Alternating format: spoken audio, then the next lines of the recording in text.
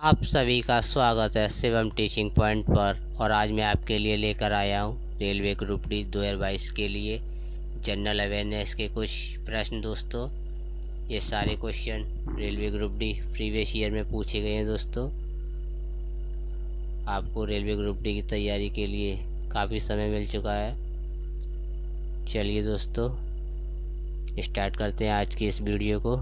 जैसा कि आप जानते हैं, रेलवे ग्रुप डी के एग्ज़ाम जुलाई मंथ में कंडक्ट होने वाले हैं। उम्मीद करता हूँ आपकी तैयारी अच्छी खासी चल रही होगी, लगभग पूर्ण हो चुकी होगी। अब आपके पास एक महीना बचा हुआ है। आप इस एक महीने में ज़्यादा से ज़्यादा प्रीवियस ईयर के क्वेश्चनों को देखें। दोस्तों, रेलवे के एग्ज़ाम कम से कम 3 से 4 मंथ में कंडक्ट होंगे और क्वेश्चन रिपीट होने की संभावना ज़्यादा रहती है। दोस्तों, इसलिए आप प्रीवियस ईयर के क्वेश्चनों को देख कर जाएंगे तो आपको काफ़ी हेल्प मिलेगी। और इस वीडियो में सारे क्वेश्चन प्रीवियस ईयर पूछे गए एग्ज़ाम के ही हैं। दोस्तों, चलिए स्टार्ट करते हैं आज की इस वीडियो को। यदि आपने अभी तक चैनल को सब्सक्राइब नहीं किया है तो चैनल को सब्सक्राइब कर लें, बेल आइकन ऑन कर लें, जिससे आने वाली वीडियो को नोटिफिकेशन आपको टाइम टू टाइम मिलता रहे। चलिए स्टार्ट करते हैं। प्रश्न नंबर पहले में क्या पूछा गया है? बादल किस कारण वायुमंडल में तैरते हैं? बताइए दोस्तों, बादल जो है किस कारण वायुमंडल में तैरते हैं? आंसर दीजिए दोस्तों कमेंट बॉक्स में, यदि आपको आंसर पता है तो। बादल किस कारण वायुमंडल में तैरते हैं? बताइए दोस्तों। तो बादल जो है निम्न घनत्व के कारण वायुमंडल में तैरते हैं। चलिए नेक्स्ट क्वेश्चन की तरफ आगे बढ़ते हैं। क्या पूछा गया प्रश्न नंबर 2 में? रेशेदार फल का उदाहरण है। तो बताइए दोस्तों, रेशेदार फल का उदाहरण कौन सा है? 4 ऑप्शंस दिए गए हैं, ABCD। कौन सा आंसर सही होगा? बताइए दोस्तों, रेशेदार फल का उदाहरण है। आंसर दीजिए दोस्तों, रेशेदार फल का उदाहरण कौन सा होगा? तो रेशेदार फल का उदाहरण होगा दोस्तों नारियल जो है रेशेदार फल का उदाहरण है। चलिए दोस्तों आगे चलते हैं नेक्स्ट क्वेश्चन की तरफ। क्या पूछा गया है? टैगा का अर्थ है। तो बताइए दोस्तों, टैगा का क्या अर्थ है? टैगा क्या है? तो टैगा घास स्थल है, मरुस्थल है, पर्णपाती वन है या शंकुवृक्षी वन है? बताइए दोस्तों, टैगा क्या है? आंसर दीजिए दोस्तों कमेंट बॉक्स में। तो टैगा दोस्तों एक शंकुवृक्षी वन है। चलिए नेक्स्ट क्वेश्चन की तरफ आगे बढ़ते हैं। क्वेश्चन नंबर 4 की तरफ क्या पूछा गया है इसमें? दोस्तों, आप सभी को बता दूं, यदि आप वीडियो पर क्लिक कर देते हैं तो आप वीडियो को स्किप मत कीजिए दोस्तों, पूरा देखा कीजिए। आप 10-5 क्वेश्चन देखते हैं और वीडियो को स्किप कर देते हैं, इससे आपको बहुत नुकसान होता है दोस्तों। चाहे आप किसी का भी वीडियो देखें, मैं ये नहीं कह रहा कि आप मेरा ही वीडियो देखें और उसको स्किप ना करें। आप यूट्यूब पे किसी का भी वीडियो देखें टीचिंग के मामले में, तो आप उसको स्किप बिल्कुल ना करें, क्योंकि हो सकता है आपने 10 क्वेश्चन देखे और 11वां क्वेश्चन वही हो जो एग्ज़ाम में आना हो, और आपको वही क्वेश्चन एग्ज़ाम में स्क्रीन पर देखने को मिल जाए, तो आपको कैसा लगेगा? आप कहेंगे कि यदि यार उस दिन पढ़ लिया होता तो इस क्वेश्चन का आंसर मैंने आज कर दिया होता। तो दोस्तों, ऐसा बहुत से स्टूडेंटों के साथ हो चुका है, बाद में पछताने के सिवा कुछ नहीं रहता। इसीलिए आप यदि वीडियो पे क्लिक करते हैं, आपको दिखता है कि ये क्वेश्चन इम्पोर्टेंट हैं, तो आप वीडियो को बिना स्किप किए देखा कीजिए दोस्तों। इससे आपको जितने सारे क्वेश्चन ज़्यादा से ज़्यादा पढ़ने को मिलेंगे, आपके एग्ज़ाम में सिलेक्शन के चांस उससे ज़्यादा होंगे दोस्तों। चलिए नेक्स्ट क्वेश्चन की तरफ। क्या पूछा गया प्रश्न नंबर 4 में? निम्न में से किसे यंग फोल्ड माउंटेन्स कहा जाता है? बताइए दोस्तों, आंसर दीजिए कमेंट बॉक्स में। किसे कहा जाता है? तो ये कहा जाता है दोस्तों हिमालय को। हिमालय को दोस्तों यंग फोल्ड माउंटेन्स कहा जाता है। चलिए नेक्स्ट क्वेश्चन की तरफ। प्रश्न नंबर 5 में क्या पूछा गया है?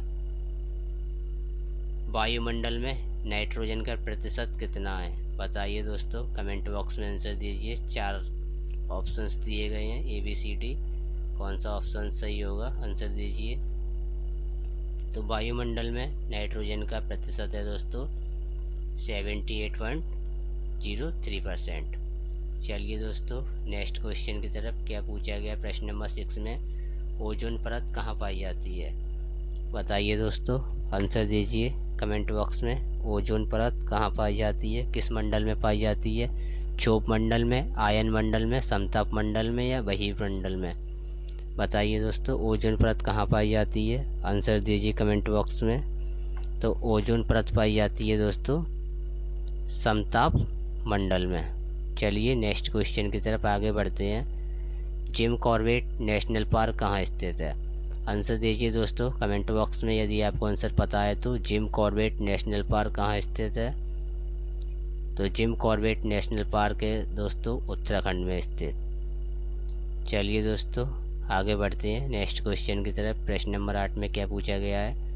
दोस्तों ये सारे question previous year railway group D में पूछे गए प्रश्न हैं दोस्तों। आप सभी इनको बिना स्किप किए पढ़ लीजिए और एग्ज़ाम में अच्छे से अच्छा स्कोर कीजिए, जिससे आपके सिलेक्शन के चांस ज़्यादा बने।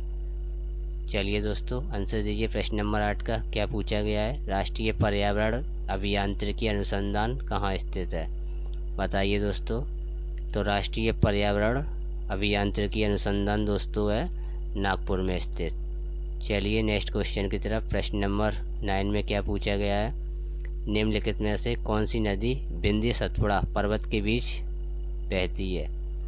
बताइए दोस्तों, कौन सी नदी है ये जो विंध्य सतपुड़ा पर्वत के बीच बहती है दोस्तों?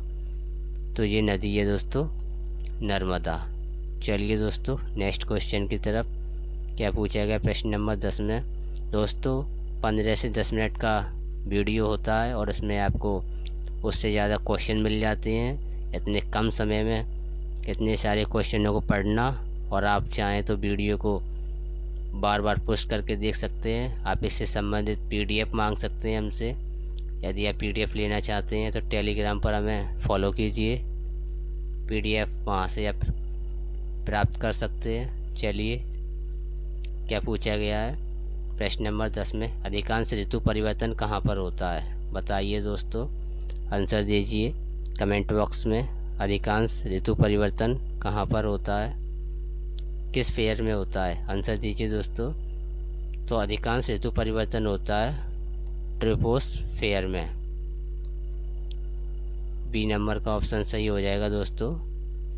अधिकांश ऋतु परिवर्तन होता है दोस्तों ट्रोपोस्फेयर में। चलिए नेक्स्ट क्वेश्चन की तरफ। क्या पूछा गया है प्रश्न नंबर 11 में? सूर्य ग्रहण तब होता है जब। बताइए दोस्तों, सूर्य ग्रहण कब होता है?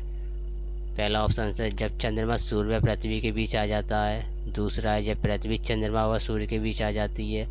तीसरा है सूर्य चंद्रमा व पृथ्वी के बीच आ जाता है, या उपरोक्त में से कोई नहीं। तो सूर्य ग्रहण होता है दोस्तों जब चंद्रमा जो है सूर्य और पृथ्वी के बीच आ जाता है, तभी सूर्य ग्रहण होता है। चलिए नेक्स्ट क्वेश्चन की तरफ आगे बढ़ते हैं। क्या पूछा गया प्रश्न नंबर 12 में? निम्नलिखित में से कौन सा सबसे बड़ा ग्रह है? तो सौरमंडल का सबसे बड़ा ग्रह आप सभी जानते हैं बृहस्पति है, आपने पढ़ लिया होगा। चलिए नेक्स्ट क्वेश्चन की तरफ। क्या पूछा गया है? निम्नलिखित में से कौन सा देश पाल्क स्टेट से जुड़े हुए हैं? कौन से वो देश हैं दोस्तों जो पाल्क स्टेट से जुड़े हुए हैं? आंसर दीजिए दोस्तों कमेंट बॉक्स में। तो वह देश हैं दोस्तों भारत और श्रीलंका, जो पाल्क स्टेट से जुड़े हुए हैं। चलिए नेक्स्ट क्वेश्चन की तरफ। 14 नंबर। क्या पूछा गया है? भारत में सबसे ऊंचा जलप्रपात कौन सा है? तो भारत में सबसे ऊंचा जलप्रपात है दोस्तों जोग प्रपात। ये सबसे ऊंचा जलप्रपात है दोस्तों।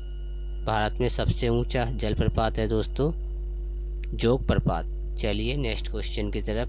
क्या पूछा गया है प्रश्न नंबर 15 में? जूट उत्पादन में सबसे प्रचुर प्रदेश कौन सा है? तो जूट उत्पादन के मामले में दोस्तों वेस्ट बंगाल जो है अपना बेस्ट है। ये जूट उत्पादन इसमें सबसे ज़्यादा होता है दोस्तों। चलिए नेक्स्ट क्वेश्चन की तरफ। मधुमक्खियों के प्रजनन व प्रबंधन को क्या कहते हैं? तो मधुमक्खियों के प्रजनन व प्रबंधन को कहते हैं दोस्तों एपीकल्चर। चलिए दोस्तों नेक्स्ट क्वेश्चन की तरफ आगे बढ़ते हैं। क्या पूछा गया है प्रश्न नंबर 17 में, विश्व में सबसे बड़ी खाड़ी कौन सी है? आंसर दीजिए दोस्तों, विश्व में सबसे बड़ी खाड़ी कौन सी है? आंसर दीजिए दोस्तों कमेंट बॉक्स में। तो विश्व में सबसे बड़ी खाड़ी है दोस्तों मेक्सिको की खाड़ी। ये जो है दोस्तों विश्व में सबसे बड़ी खाड़ी है। चलिए प्रश्न नंबर 18 तरफ क्या पूछा गया है, निम्नलिखित भारतीय राज्यों में से किस राज्य की कोई समुद्री सीमा नहीं है? तो आप सभी जानते हैं गुजरात में भी समुद्र की सीमा है, गोवा में भी है और महाराष्ट्र में भी है। लेकिन जो राजस्थान जो है दोस्तों, इसमें कोई भी समुद्र की सीमा नहीं है। चलिए नेक्स्ट क्वेश्चन की तरफ 19 में क्या पूछा गया है, बगलीहारी परियोजना संबंधित है। बताइए दोस्तों, बगलीहारी परियोजना किन दो राज्यों से किस राज्य से संबंधित है? आंसर दीजिए दोस्तों कमेंट बॉक्स में। बगलीहारी परियोजना जो है वो किस राज्य से संबंधित है? आंसर दीजिए दोस्तों, बगलीहारी परियोजना किस राज्य से संबंधित है? आंसर दीजिए दोस्तों कमेंट बॉक्स में। यदि आपको आंसर पता है तो बताइए दोस्तों, आंसर दीजिए दोस्तों कमेंट बॉक्स में। तो बगलीहारी परियोजना दोस्तों जम्मू कश्मीर से संबंधित है। चलिए नेक्स्ट क्वेश्चन की तरफ, घाना पश्चिमी बिहार कहाँ स्थित है? क्वेश्चन नंबर 20, घाना पश्चिमी बिहार कहाँ स्थित है? तो घाना पश्चिमी बिहार जो है दोस्तों राजस्थान में स्थित है। चलिए नेक्स्ट क्वेश्चन की तरफ क्या पूछा गया है, सूर्य के चारों ओर परिक्रमा करने वाले खगोलीय पिंड क्या कहलाते हैं? बताइए दोस्तों, पहला ऑप्शन है ग्रह, दूसरा है उपग्रह, तीसरा है क्षुद्र ग्रह और चौथा है पुच्छल तारा। बताइए दोस्तों, सूर्य के चारों ओर परिक्रमा करने वाले खगोलीय पिंड क्या कहलाते हैं? तो दोस्तों उनको हम ग्रह कहते हैं। सूर्य के चारों ओर परिक्रमा करने वाले पिंड ग्रह कहलाते हैं।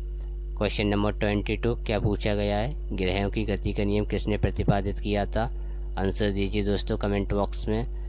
दोस्तों ये सारे क्वेश्चन रेलवे ग्रुप डी 2022 के लिए इम्पोर्टेंट हैं। चलिए स्टार्ट करते हैं। बताइए ग्रहों की गति का नियम किसने प्रतिपादित किया था? आंसर दीजिए दोस्तों, ग्रहों की गति का नियम किसने प्रतिपादित किया था? आंसर दीजिए दोस्तों, तो ग्रहों की गति का नियम केपलर ने जो है प्रतिपादित किया था। क्वेश्चन नंबर 23 आंसर दीजिए दोस्तों कमेंट बॉक्स में। क्या पूछा गया है, सूर्य के धरातल का तापमान लगभग कितना होता है? पहला है 3 डिग्री सेल्सियस, दूसरा है 5 डिग्री सेल्सियस, तीसरा है 6 डिग्री सेल्सियस और चौथा ऑप्शन है 7 डिग्री सेल्सियस। बताइए दोस्तों चारों ऑप्शंस में से कौन सा ऑप्शन सही होगा? यदि आपको आंसर पता है तो कमेंट बॉक्स में आंसर दीजिए। तो सूर्य के धरातल का तापमान होता है दोस्तों 6000 डिग्री सेल्सियस। चलिए